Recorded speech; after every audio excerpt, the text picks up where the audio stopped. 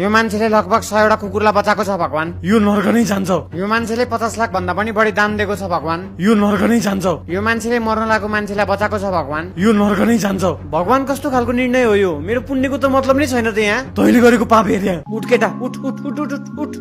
4 बजी हो कि छिटो उठ। यहाँ सुत्न दिनु न सर एकैछिन। रुक, तँलाई मैले जानेछु। रुक, पानी छापिदिन्छु। खाली छ राति नै खाएर सुतेको मैले। सर ल ल उठे। सुतेको मान्छेलाई उठाउने आज 4 बजे? दुष्ट पापी मानव, माफी चाहन्छु भगवान, म त्यसले नै हो कि मलाई उठा भनेको। ओ यसलाई लैजा, सजाय पुरा भएपछि बल्ल स्वर्गमा पठा। धन्यवाद भगवान। अनि सजाय चाहिँ के हो नि? तेलमा चपाल्ने हो?